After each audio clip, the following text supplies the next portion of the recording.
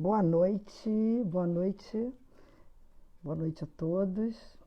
Hoje nós vamos começar. Queria saber se todo mundo está me ouvindo, se estão me ouvindo bem, tá? E hoje nós vamos começar a fazer um, uma série de entrevistas com os peritos dos diversos estados do Brasil, para que a gente possa ter uma visão da história de como era e como é hoje em dia a perícia nos estados. Hoje nós vamos falar com o doutor Domingos Toqueto, tá? Que eu estou esperando que ele entre. Nós vamos trabalhar da seguinte forma: meia hora nós vamos falar com o doutor Domingos Toqueto, que vai contar o trabalho dele junto à perícia, e depois nós vamos falar com a doutora Cristiane Marzotto, que já está até aqui, que ela vai falar sobre como está a perícia agora lá no Rio Grande do Sul, né? Então, estou esperando só que ele entre para que a gente possa começar. Enquanto ele não chega, eu vou falar um pouco sobre o doutor Domingos Toqueto, que é nosso conhecido, todo mundo conhece muito bem, é um perito renomado e ele é perito criminal. Hoje em dia ficou normatizado que a perícia criminal e a perícia médico-legal passou a ser chamado de polícia científica. Isso é uma coisa que já ficou normatizado para que em todo o Brasil seja dessa forma. E o doutor Domingos Toqueto, ele é formado, ele é bacharel em Direito, ele é bacharel em História Natural, em Biologia, e ele é especialista em balística forense, tá? E eu já vi que ele entrou aqui, só estou esperando que ele... Deixa eu convidá-lo para que ele possa entrar. Aqui. Peraí, não. Aqui, vamos lá. Bom, agora ele vai entrar. Então, esperando só o doutor Domingos Toqueto entrar para a gente poder conversar, contar uma historinha. Boa noite, meu amigo. Boa noite, Denise. Boa noite a todos aqueles que nos assistem. Olha, fico muito honrada por ter aceitado esse convite, da gente bater um papo aqui. Eu acho que é sempre muito importante a gente... Estão me ouvindo bem? Sim? Sim, sim. Então, eu estava começando a falar um pouquinho só, um pouquinho, porque se eu for falar muito, eu vou passar os 30 minutos falando do seu currículo, né? Todos sabem da sua especialização em balística forense, de ser formado, ser bacharel em Direito, bacharel também em Biologia e História Natural. E essa história toda, a história toda que nós temos, né, da perícia. É o seu telefone? É outro telefone, desculpe. Imagino, não. Então, o que nós queremos? Hoje nós estamos dando início a uma série de entrevistas onde nós traremos os colegas de outros estados para comentar um pouco sobre a história da perícia, da polícia científica, que é o que ficou, hoje em dia ficou acordado que seria o nome, ao invés de perícia criminal, ou perícia oficial de natureza criminal, seria polícia científica, uma forma de englobar toda a área de perícia que a gente faz tanto a medicina legal como a perícia criminal e todos os envolvidos, não apenas os peritos, mas também todos os que trabalham junto conosco, né? E aí, nessa meia hora que nós temos, antes da doutora Cristiane vir conversar também, eu queria conversar um pouquinho e saber um pouquinho da história, tá? Eu sei que o doutor Toqueto entrou na perícia em 72, foi isso, né? 72, sim, 1972. Isso. E aí, eu queria que contasse um pouquinho como foi o início, quando o senhor entrou para a perícia, como é que se deu isso? Como é que aconteceu? Bom, é um prazer em poder contar um pouquinho da história da perícia e da criminalística do Rio Grande do Sul. Eu sou um dos, talvez, mais antigos peritos já vivos ainda. Tem outros colegas um pouco mais antigos que eu, mas sou um dos primeiros também. Quando nós ingressamos, a minha turma ingressou como perito, fez o concurso em 1970, para ingressar em 1971. Ao ingressarmos na perícia de Porto Alegre, o Instituto de Criminalística tinha, na época, um total de 7 peritos para o estado do Rio Grande do Sul. E a nossa turma era uma turma de 9 peritos, portanto, nós conseguimos mais que dobrar o número de peritos. É lógico que, dando esses números, alguns ficam até assustados, mas era que existia pouca demanda de trabalho. Só que, mesmo com essa pouca demanda em relação a hoje, o número era significativamente insuficiente para o atendimento correto. Então, nós entramos e começamos a trabalhar, tentando colocar em dia os trabalhos que estavam atrasados exatamente pela deficiência de pessoal. E isso foi, então, o nosso início como ao ingressarmos no Instituto de Criminalística em 1971 e fomos nomeados em 1972. Na realidade, trabalhamos durante um certo período sem nomeação, porque não havia vagas para todos ainda. O governo teve que criar as vagas para nós podermos assumir os cargos. E assim, então, nós iniciamos o nosso trabalho como perito oficial do Estado do Rio Grande do Sul, efetivamente e legalmente em 1972, trabalhando especialmente em 2 áreas, balística e documentoscopia, mais na balística do que na documentoscopia. Certo. Mas desses que entraram, muitos foram para locais, tinha essa divisão de interno, de laboratório, externo?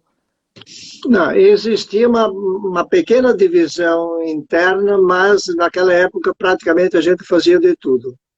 Isto é, locais de crime a gente atendia, mesmo quem estivesse lotado trabalhando na balística ou na documentoscopia, quando o colega era um plantão apenas, um único colega, quando dava a necessidade de um segundo atendimento, segundo casos, os demais colegas eram chamados para auxiliá-lo. Então, nós tivemos que desempenhar a função de perito de localística e também de perícias internas. Quer dizer, era generalista mesmo, né? Tinha que generalista. fazer de tudo, né? Sim.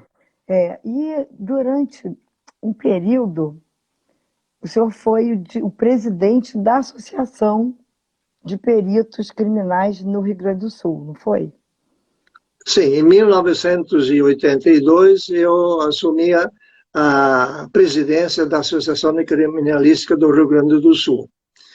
E nesse período a gente teve algumas situações bastante curiosas, mas antes de falar desse período eu gostaria de retornar um pouquinho. Sim. Para nós recuperarmos a história da tentativa de autonomia da perícia no Brasil.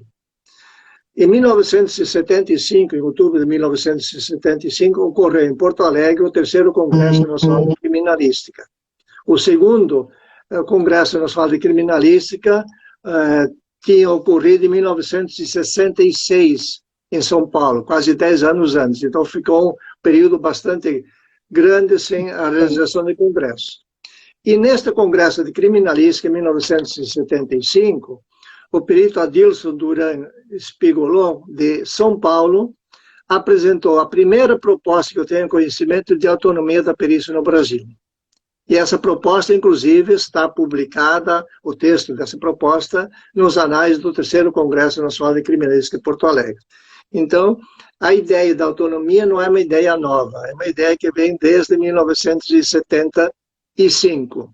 É lógico que ficou durante vários anos ela esquecida ou adormecida, mas como presidente da associação em 1982, eu me deparei com alguns fatos que me levaram a propor, numa reunião da OAB do Rio Grande do Sul, a OAB convidou a direção da Associação de Peritos para uma conferência, uma assembleia que reunia juízes, delegados, peritos, promotores, desembargadores, o mundo jurídico, todos ligados à área jurídica, para examinar o Código de Processo Penal estava numa evolução, havia necessidade de fazer algumas alterações, então essa reunião teve esse objeto, propor alterações no Código de Processo Penal. E foi nessa alteração do Código de Processo Penal que foi introduzido a obrigatoriedade de dois peritos assinarem os laudos, dois peritos fazerem os laudos, ou pelo menos assinarem, que nem sempre era possível os dois fazerem juntos, mas pelo menos que existisse um perito relator e um perito revisor. E esta alteração foi exatamente introduzida nesta alteração do Código de Processo Penal. E nesta reunião, a pedido do secretário da OAB, eu fiz uma proposta de autonomia da perícia. Eu voltei ao tema. Só que essa proposta, infelizmente, foi mal entendida e essa reunião foi no sábado. Segunda-feira, quando cheguei no meu local de trabalho, existia já um funcionário me aguardando para abrir um processo administrativo, do qual redundou numa punição de 45 dias da suspensão do cargo por eu ter proposto a autonomia da perícia. Isso foi em 82? 82. Foi em julho de 82. Figueiredo, né? Sim, na época do governo militar. Sim. E infelizmente, essa punição foi tornada sem efeito porque nós demonstramos que a intenção era exatamente que se fosse dada autonomia da perícia, quem é que ganhava isso? Ganhava a polícia, ganhava a perícia, ganhava o poder judiciário, ganhava a sociedade, todos ganhariam. Nós estaríamos tirando algo daqui, estaríamos acrescentando. Dando como foi a primeira proposta do perito de São Paulo, uma maior confiabilidade da perícia, maior credibilidade da perícia. O perito teria, então, maior autonomia técnica para a realização do trabalho. Essa era a intenção dessa autonomia. Só que, com isso, com essa punição que eu levei, é lógico que a gente teve que maneirar, teve que aguardar e esperar. E quando chegou a Constituinte, em 1989, nós conseguimos apresentar uma proposta que foi uma emenda, uma proposta popular, que foi a segunda com o maior número de assinaturas do Estado para a autonomia da perícia. E essa proposta foi à votação na Comissão de Segurança Pública e, na votação, ela não foi aprovada. Nós ficamos chateados, e não havia mais condições de nós reapresentarmos, o regimento previa isso, uma nova proposta. Mas um deputado poderia apresentar. Então, nós solicitamos que o deputado Germano Bonon, que estava presidindo essa comissão, ele tomou a si esse encargo e reapresentou com outra redação a nossa ideia, a nossa proposta, e solicitamos que o presidente, porque o Germano Bono era o vice-presidente da comissão, estava licenciado, que era o deputado Dexheimer, porque ele estava sendo acusado de ter matado um outro deputado, o deputado Daut. Então ele se afastou, como ele era presidente da comissão de segurança, para evitar uma possível alegação de interferência, etc. O deputado Dexheimer se afastou, mas nós fomos ao gabinete do deputado Dexheimer e solicitamos que ele, pelo menos para esta votação, ele assumisse. Ele aceitou, assumiu, e tanto o deputado Dexheimer, ele é médico, o deputado Bono também são médicos, a formação deles, os dois entenderam a nossa posição. E nessa segunda votação foi aprovada, então, na Comissão de Segurança Pública, a proposta que depois virou texto constitucional, dando autonomia à perícia. Então, foi assim que surgiu a autonomia da perícia no estado do Rio Grande do Sul. Na realidade, não foi o texto que nós apresentamos, que a Associação de Criminalistas apresentou através de uma emenda popular, mas foi a proposta do deputado Germano Bono que prevaleceu. Então foi em 89, né, que aconteceu. 89. E aí, como é que se deu essa transição? Foi uma coisa tranquila, simples, ou como é que aconteceu isso? Não, foi uma coisa bastante traumática. Porque o texto da Constituição dizia que uma lei complementar devia regulamentar na época era a Coordenadoria Geral de Perícia e não o Instituto Geral de Perícia, que é o nome que hoje tem, e isso demorou vários anos. E nesse período, nós éramos, até lá, subordinados administrativamente à Polícia Civil. Os peritos do Estado do Rio Grande do Sul, perito médico-legista, nunca pertenceram ao quadro da Polícia Civil. Nós nunca fomos policiais, sempre fomos técnicos. Nós pertencemos, na época, a um quadro chamado Quadro dos Técnicos Científicos do Estado do Rio Grande do Sul, que envolve carreiras técnicas, médico, engenheiro, agrônomo, arquiteto, essas carreiras, e nós pertencemos a esse quadro. Então, até que saísse essa lei complementar, nós tivemos sérios problemas, porque a Polícia Civil não destinava a verba que nós precisávamos, quer dizer, nós temos muita dificuldade, até no trabalho, chegamos a um ponto em que não havia sequer papel para impressão de laudo, a Associação de Criminalística cedeu papel em determinada época para que os laudos pudessem ser impressos, porque o Instituto de Criminalística não tinha papel. Essa situação foi bastante traumática, a efetivação da autonomia. Estava em lei, estava na Constituição, mas dependia de uma lei complementar. Então, essa foi, infelizmente, uma situação que demorou alguns anos e não desejo que aconteça em nenhum estado isso. Eu acho que assim, o primeiro é igual aquela coisa o primogênito é o que sofre mais, não é? Porque os pais sempre cobram mais daquele que veio primeiro e que vai romper as barreiras, né? Isso acontece com todo mundo, imagino, com a perícia tem acontecido a mesma coisa. Durante quando vocês eram técnicos na Polícia Civil, vocês tinham porte de armas ou não tinham mesmo lá? Não, nós tínhamos porte de arma. E quando saíram, vocês perderam? Não. Foi mantido. Foi mantido. Sim. E como é que ficou essa gestão? Vocês ficaram vinculados a quem?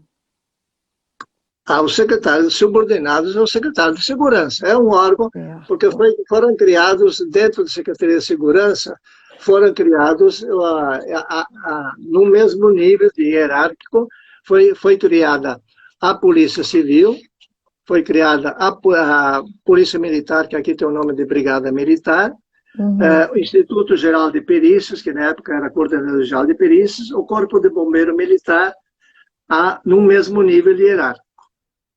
Certo.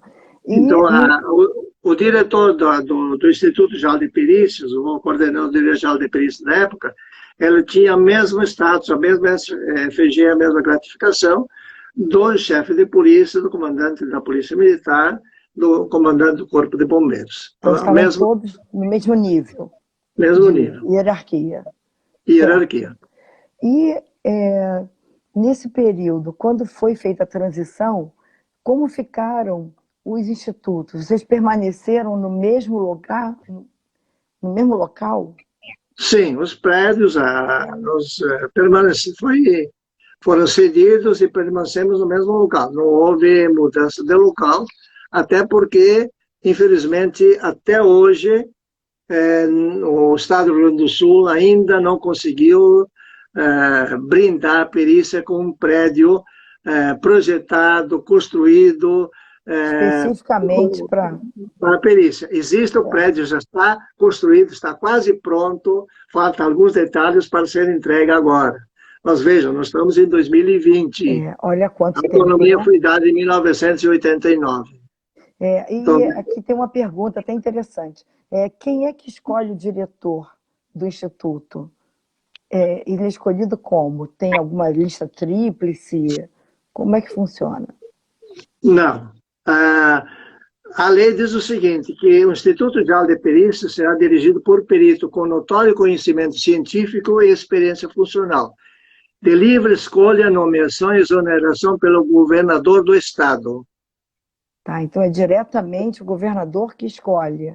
Governador. Tá. Na realidade, na prática, é o secretário de Segurança. É o secretário. Sim, mas a lei diz que é de livre escolha, nomeação e exoneração do governador do Estado. Tá. E para entrar, depois disso, vieram vários concursos, né? Imagino Sim. que... quais são as carreiras que podem concorrer ao cargo de perito? No início, quando eu fiz o concurso, inclusive, existia uma abertura muito grande para cursos de nível superior. Com o passar dos anos, foi restringido esse acesso, isto é, foi determinado que para determinado cargo, nós temos aqui peritos químicos, peritos criminalísticos, peritos engenheiros. Então, vou tomar o exemplo do perito engenheiro. O perito engenheiro, para fazer o concurso para perito engenheiro, tem que ter formação na área. Não pode ser um advogado, não pode ser alguém formado, tem que ser área técnica. Isto é, para que o candidato traga já da universidade um conhecimento, uma bagagem de conhecimento técnico que ele possa aplicar na perícia. Então, hoje, já os concursos são direcionados. Por exemplo, abre um concurso para perito engenheiro, mas precisa de perito engenheiro eletricista, precisa um mecânico, então abre vagas para aquela especialidade. Já são concursos específicos, por área. Tá. E, então, teve uma outra pergunta, vou fazer, que fizeram aqui, que então a classe ela não participa da escolha de quem vai dirigir o órgão. Não. Não, a classe não participa. Tá, porque em outros tipo, para desembargador, existe, né, quando aquela lista tríplice. A lista tríplice não tem. E que não existe, né? Não existe. E tem alguma, existe um escalonamento de vencimentos entre o perito e o delegado e os técnicos e auxiliares? Como precisa? Não, o quadro do Instituto Geral de Perícias, ele tem um quadro de técnicos de nível superior e de nível médio, isto é, o nível superior são aqueles cargos que é exigido ao bacharelado pleno, então há um vencimento específico, são 5 classes ou 4 classes, de acordo com a categoria, e o do nível médio também. Então tem, por exemplo, motorista ou auxiliar de perícia, são cargos de nível médio. Tá? Então, mas são cargos de carreira, são escalonados em classes dentro lá. Em comparação aos vencimentos de peritos com as demais categorias da área de segurança, infelizmente, no Estado do Rio Grande do Sul, nós estamos muito abaixo, muito abaixo. Eu sou perito, me aposentei como perito de final de carreira, última classe, último grau, e hoje meu vencimento é inferior ao delegado de primeira. Certo, certo. Assim, a gente tem mais uns 5 minutos para poder eu passar para a doutora Cristiane falar um pouco sobre o que ela tem feito agora como presidente da Acrigs. Mas eu Sim, gostaria de saber, assim, numa visão geral, o que o senhor acha dessa evolução que ocorreu com a perícia desde 82 até agora? A autonomia da perícia faz com que a perícia dirigida por um perito, o perito tem um curso de formação própria, ele tem formação universitária específica. Quando nós temos um diretor que é perito, ele tem a noção, ele sabe o que é mais adequado para o órgão. Eu cito, por exemplo, vai comprar um equipamento. É lógico, o custo de equipamentos para a perícia são caríssimos. Vai comprar um microcomparador de balística, vai comprar um cromatógrafo, vai comprar um microscópio eletrônico varredura. São, para citar 3 exemplos ali, são equipamentos que custam 800, 900 mil, 1 milhão ou mais. E, lógico, isso nós encontramos certa resistência na área administrativa, na área governamental. Por quê? É um equipamento que vai dentro de uma sala pequena e usado por poucas pessoas. Sim. Quer dizer, para a projeção política, vamos usar o termo aqui, do governo, se pegasse esse valor, esse dinheiro, comprasse viaturas, e apareceria muito mais para a população. Então, nem sempre a autonomia administrativa, a autonomia funcional, ela é completada com a autonomia financeira, porque se não é dada a dotação orçamentária adequada para os institutos projetarem o que eles precisam, quais são os equipamentos, projetar o número de funcionários, o número de peritos, de médicos que precisa, não adianta dar autonomia funcional. Não, não. Tem que vir, junto com a autonomia administrativa, tem que vir a autonomia financeira. Certo. E o que acontece é que muitos veem, quando um equipamento ele é muito caro, eles veem isso como uma despesa. Na verdade, isso é um investimento. Investimento, desculpe interromper, sim. Por exemplo, se compra um microcomparador de balística, quantos anos dura isso? O Instituto aqui de Porto Alegre, de Criminalística, deve ter microcomparadores com 50 anos. E quanto dura uma viatura? Sim. Vamos tomar a comparação, se fosse aplicado esse valor em viaturas. Então, claro. É um investimento que vai perdurar por muitos e muitos anos. E que vai trazer a solução de muitos crimes. Não é? Sim. Nós precisamos... Eu costumo dizer o seguinte, se o perito brasileiro fosse, se nós colocássemos à disposição do perito brasileiro os equipamentos, a tecnologia que um perito americano tem à disposição, colocamos lado a lado e vamos ver quem é que faz o melhor trabalho, quem é que resolve melhor. Não tenho dúvida. Eu apostaria no perito brasileiro. Com certeza, com certeza. Nós temos. Tem as condições do perito brasileiro, de trabalho, estrutura adequada, equipamentos adequados, e nós teremos o resultado espetacular. Sim. Doutor Domingos Torqueto, eu só posso agradecer muito, sabe, por tudo, pela sua explicação, por contar um pouquinho da sua história. Eu sei que o tempo é curto, mas a gente pode repetir outro dia, tá? Eu agradeço muito pelo seu tempo, pela sua dedicação, pela história da sua vida junto à perícia. Eu sei que é um exemplo a seguir, tá? Agradeço muito, muito mesmo pela sua participação. Tá, eu que agradeço a oportunidade de trazer um pouco da história para os colegas que não a conheciam.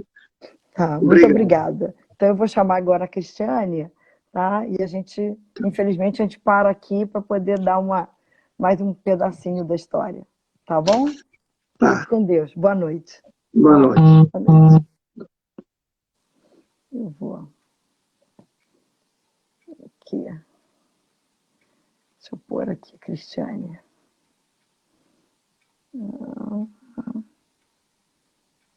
Cris. Aqui. Bom, agora nós vamos conversar com a doutora Cristiane Marzotto, que está entrando na sala. Olá, Boa noite, tudo bem? Cristiane. Eu vou fazer uma breve apresentação da minha colega, tá?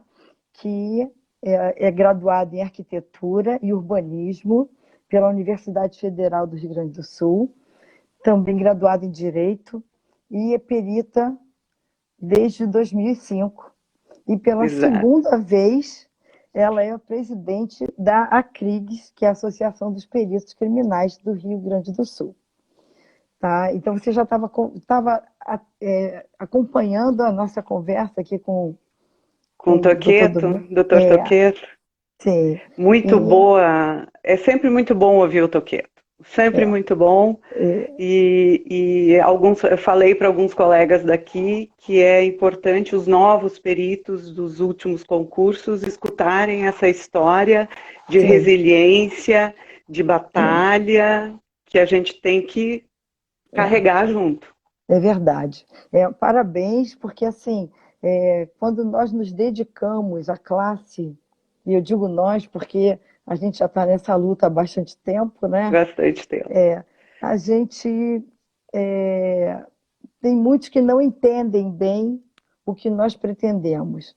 E a gente sabe que o que é importante para a perícia é justamente preservar a história e cada dia adicionar mais conhecimento, não é?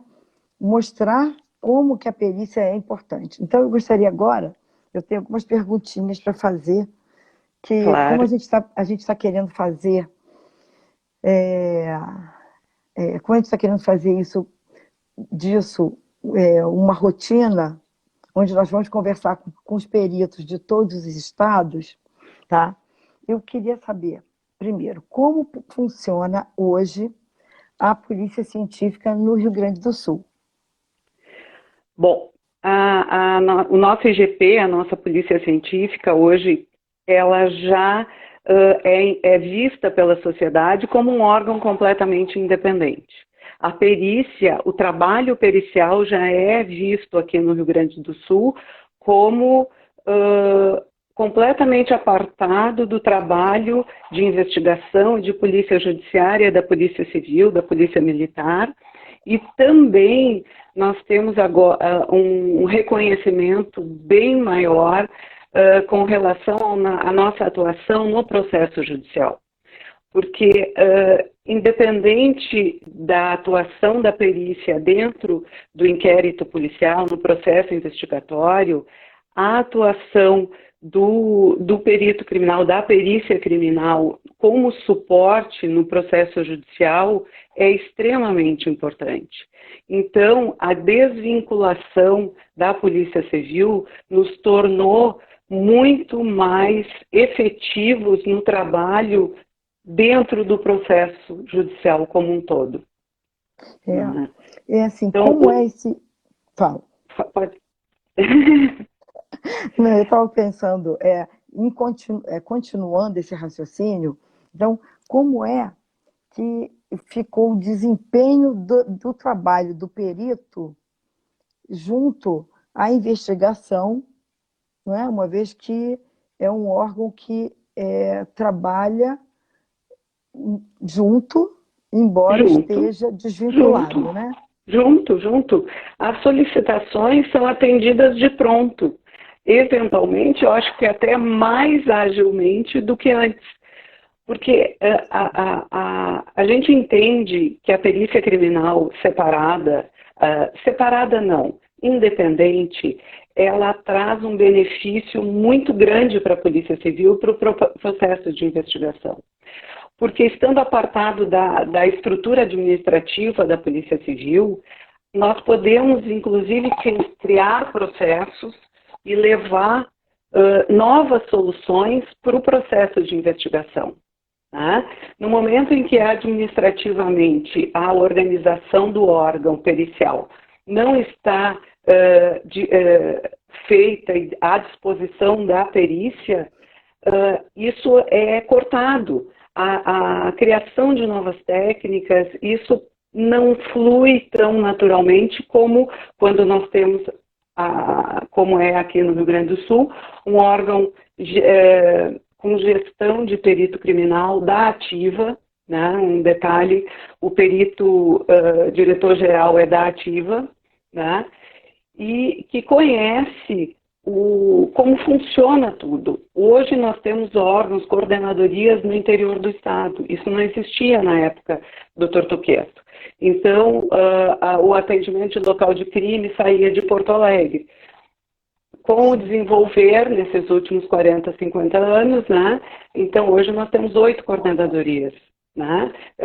A perícia criminal está espalhada pelo Rio Grande do Sul e está atendendo melhor os delegados no interior do estado, porque eles têm o perito para a sua investigação ali perto dele.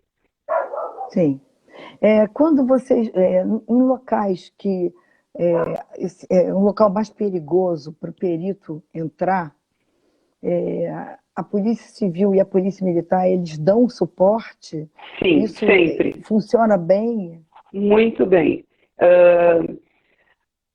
Eventualmente, um ou outro problema acontece como aconteceria se estivéssemos dentro da estrutura da Civil, da Brigada, do Ministério Público, do Judiciário, em qualquer estrutura independente também, acontece problemas pontuais. Mas, via de regra, o local, por lei, tem que estar isolado e guarnecido. Então, o deslocamento da equipe pericial, que normalmente aqui na região metropolitana é composta por um perito, um papiloscopista, um fotógrafo e um motorista, com o auxílio do Departamento Médico Legal, que manda um motorista e um técnico em perícias para manuseio do cadáver no local de morte, por exemplo, ou de acidente de trânsito, ou de incêndio, né? Então, nós temos, além disso, chega toda essa equipe da perícia criminal, mas temos a policial militar, que normalmente é o primeiro a chegar no local, e o delegado de polícia e seus agentes, a autoridade policial, via de regra, deve estar no local, às vezes não está, mas via de regra comparece no local. O que é muito bom porque o delegado que vai conduzir a investigação, ele tem as impressões do perito na hora. Sim. Né? É muito mais rápido, né? É muito mais rápido, é muito mais efetivo e é muito melhor para a Polícia Civil, inclusive.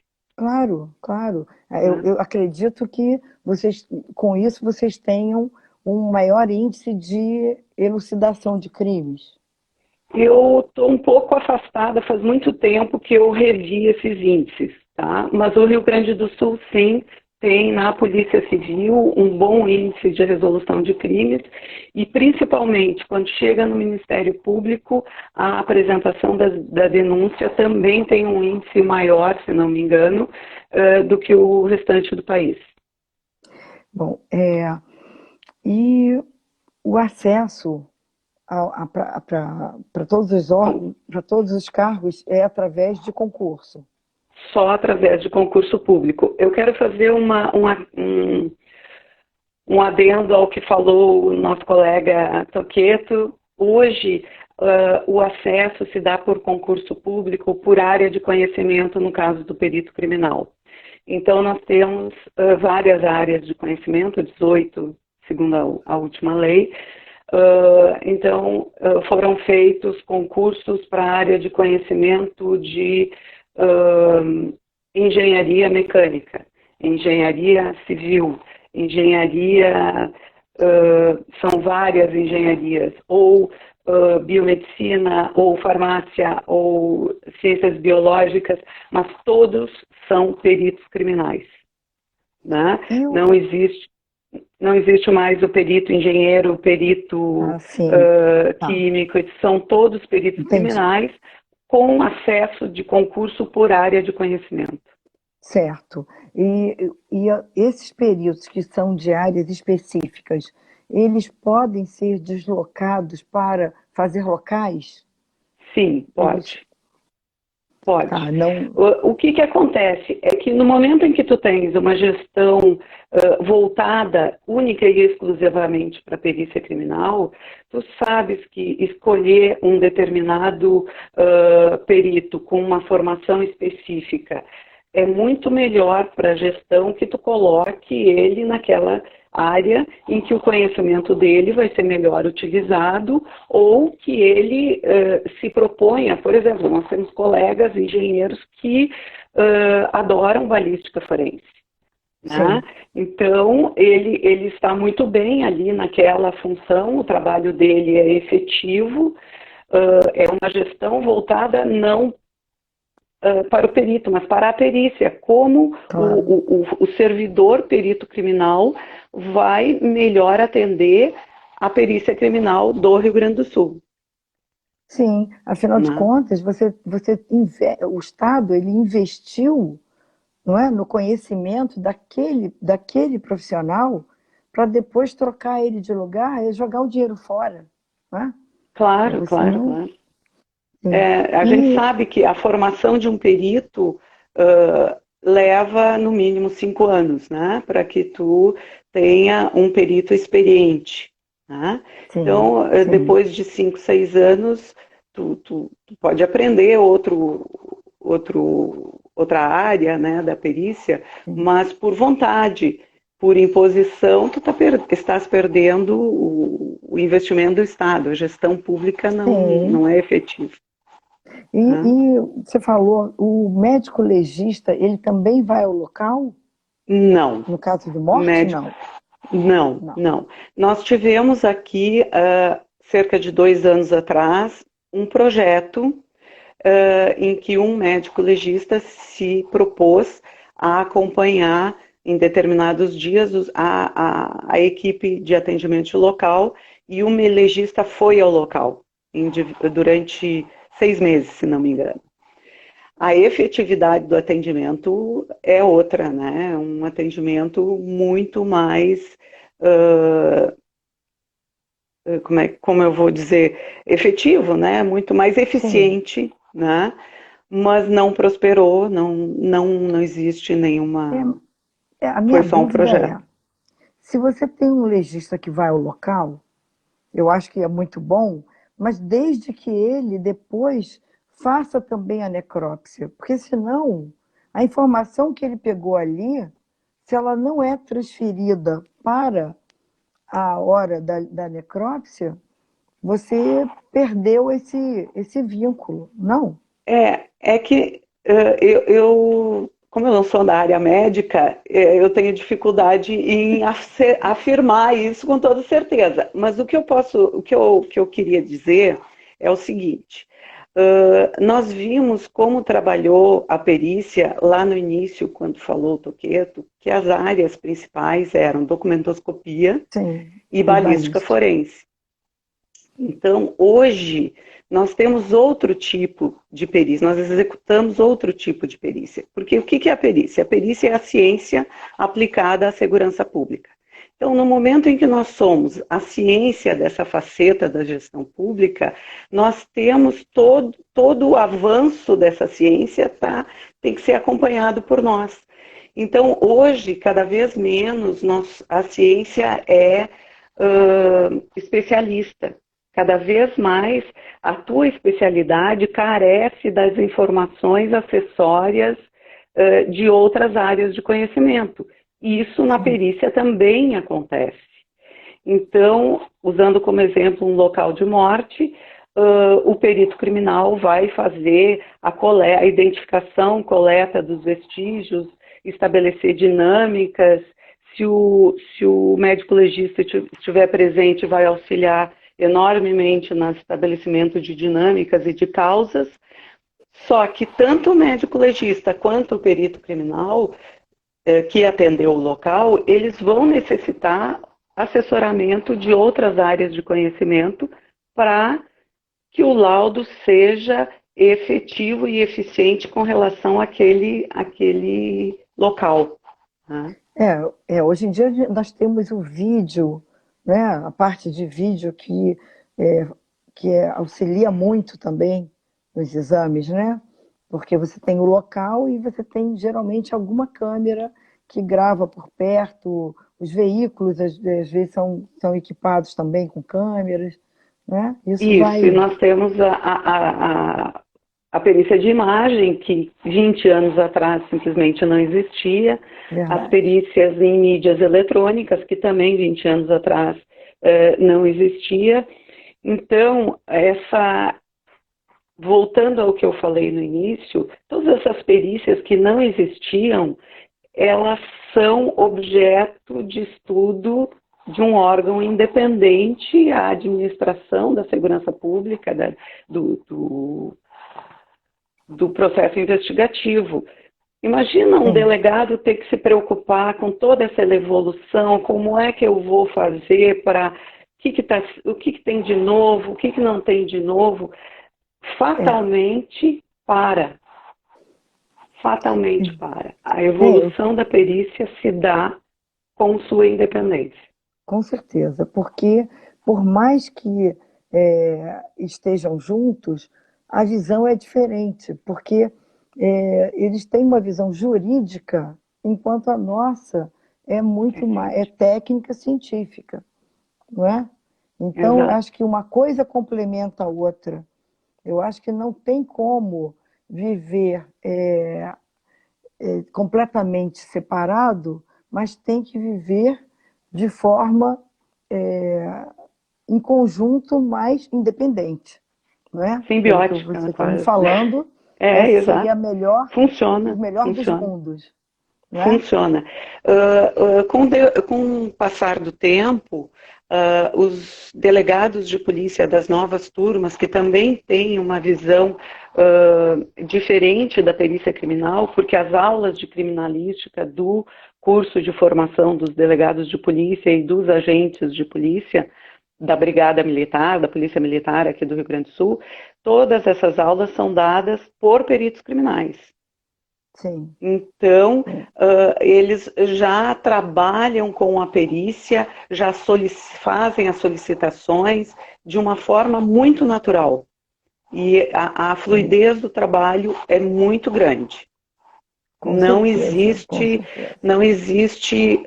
problema na fluidez do trabalho e das informações prestadas à Polícia Civil que venha da independência da perícia. A fluidez do trabalho é muito mais obstaculizada pela falta de verba, tá, do que pela independência. A independência faz com que a pouca verba que nós temos tenha um resultado melhor. Exatamente. Sim, sim. Tá. E aí, a gente ainda tem uns 10 minutinhos para conversar, e eu queria saber, de que forma você analisa do tempo de 1989, que você ainda não tinha entrado, mas pela história que você conhece, desde que você entrou em 2005 até agora, que já são 15 anos, como você analisa essa evolução da perícia dentro do Estado? Bom, quando eu entrei, ainda não existiam as coordenadorias do interior, por exemplo. Então, já é um avanço. Nós estamos avançando em direção ao interior, prestando um melhor serviço para a sociedade. Nós tivemos uma evolução, se compararmos 2005 para agora, uma evolução salarial importante, né?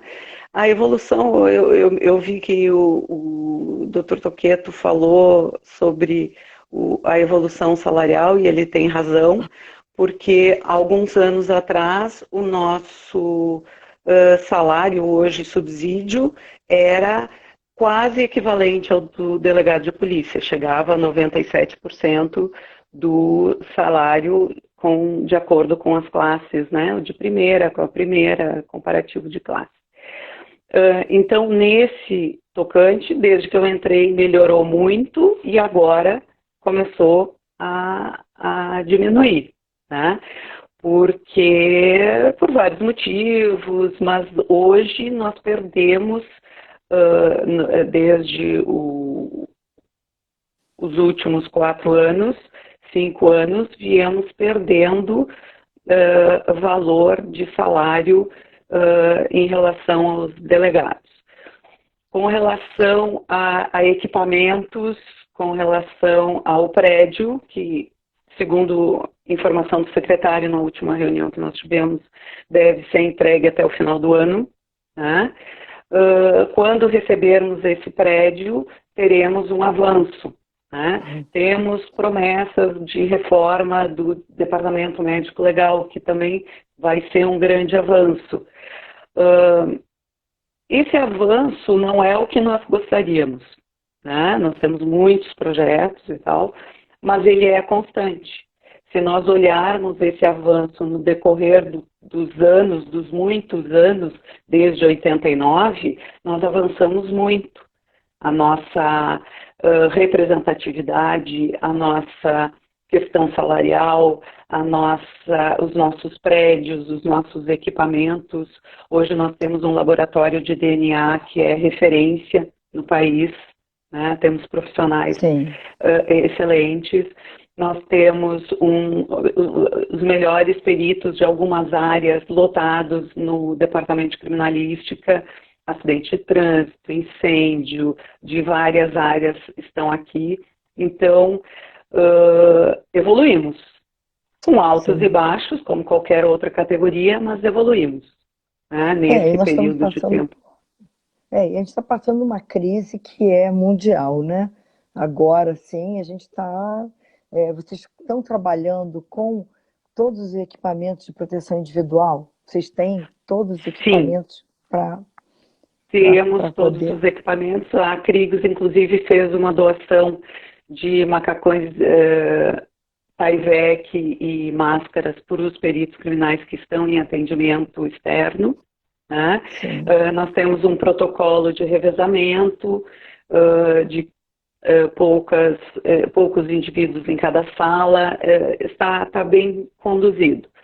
É claro que equipamentos de proteção individual, eles sempre vão ser necessários, mais e mais e mais, porque são descartáveis, né? Então, no momento em que aumenta o número de atendimentos, porque o número de atendimentos aumentou, a gente viu nas últimas pesquisas, aumentou 11% o número de homicídios com relação ao mesmo período do ano passado. Então, o nosso número de atendimentos aumentou bastante, né? Mas temos equipamentos, sim. Esse prédio que está sendo construído, tudo bem, eu vou fazer a pergunta depois aqui, mas esse prédio, ele foi feito com a verba do Estado ou é verba federal que também foi? Vocês conseguiram alguma outra? Não, é verba federal, é o Centro de Excelência da Região Sul, né? Então, é um centro de excelência em perícias da região sul. Esse centro vai ser propício para cursos, inclusive, de toda a região sul, na área de perícia, né? Ele vai juntar todos os peritos da área de criminalística e laboratório, tá? O que vai fazer com que nós trabalhemos a cadeia de custódia, que é um dos assuntos muito importantes, né? Que é o que na realidade nos traz muito benefício e muito problema, mas nesse prédio no prédio novo nós vamos ter a central de cadeia de custódia, inclusive com refrigeração para as amostras perecíveis, né? Então, de laboratório e de criminalística. Tá. Tá? E vocês têm um orçamento que é destinado especificamente para perícia no Rio Grande do Sul? Não, é uma decisão de Secretaria de Estado, né? Sempre é um acerto de política administrativa, de como o governo que está fazendo a gestão vê a segurança pública. Na realidade, a perícia tem muito disso, né? Como que o governo que está fazendo a gestão enxerga todo esse processo da segurança pública. Aí a nossa inserção se torna mais ou menos importante, né? Estando ou não estando dentro de outro órgão, né? E você acha que a solução seria inserir a perícia no artigo 144, que fala da perícia na Constituição? A nossa PEC 76, né, que está tramitando no Senado, está na Comissão de Constituição e Justiça, é uma das saídas, a mais rápida e efetiva, para nos dar as garantias que nós necessitamos para executar o nosso trabalho.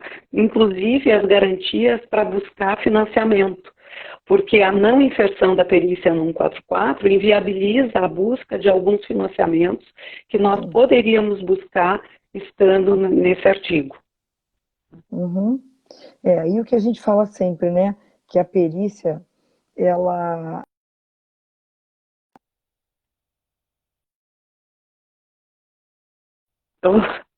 Olha só, eu digo o seguinte, a perícia, ela tanto serve para apontar o culpado, quanto para mostrar o inocente, né? Porque muita gente, muitas vezes pensam... Fala. O contrário. Aqui no Rio Grande do Sul, um exame de DNA inserido no banco de perfis genéticos provou a inocência de um indivíduo que estava preso há 10 anos. Então, isso é inestimável para a sociedade, ela saber que a ação da perícia vai protegê-la de qualquer mal feito, tanto culpando quanto inocentando. Sim, e a gente sabe que a testemunha é uma prova muito fraca, né? Muito fraca. Então a gente precisa muito da perícia. O testemunho, ele é extremamente importante durante a investigação. Só que se nós considerarmos o processo judicial, o testemunho pode sofrer alterações num processo judicial que às vezes dura 10 anos. Né? Sim, exatamente. Então, esse elemento de presença da perícia no processo judicial é muito importante, porque ela vai permanecer diferente da prova pericial, da prova, testemunhal. Bom, nós temos Estamos chegando no finalzinho, né? Então eu vou te pedir só que você faça assim, as suas considerações finais, tá? Te agradecendo muito pela participação, por poder nos trazer informações tão importantes. Eu acho que esclarece muitas pessoas, esclarece os colegas mais novos, tá? E essa é a nossa intenção, fazer essa live toda semana com um colega de algum estado que venha contar